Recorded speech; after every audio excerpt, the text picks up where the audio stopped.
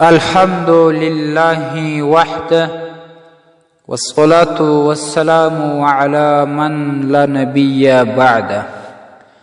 محترمو درنو ورونو یو ورور پوښتنه کړې ده چې د خپلې میرمنې سره په حالت د حیض کې او یا په حالت د نفاس کې چې د ښځې ماهانه مریضي وي او یا د ماشوم تر پیدا کېدلو وروسته څه مرض وي، په دې حالاتو کې ورسره بېدېدل یا یې مسح کول یا نور نفع ورباندې اخیستل په شریعت کې څه حکم لري؟ محترمه، ستاسې په جواب کې به ووایم چې په دې حالت کې د ښځې مسح کول،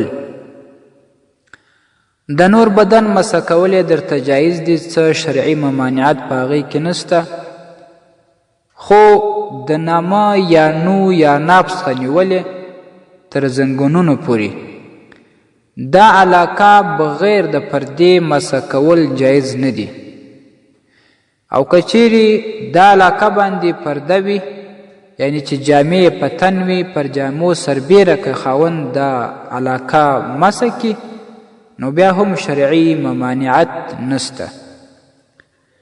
بغیر د پردې دا علاقه مسح کول جایز نه دی ورته. نور د خپلې میرمنې سره په حالت د حیض یا نفاس کې څملیستل یا اوده کېدل هغه پروا نه لري، ورته جایزه ده.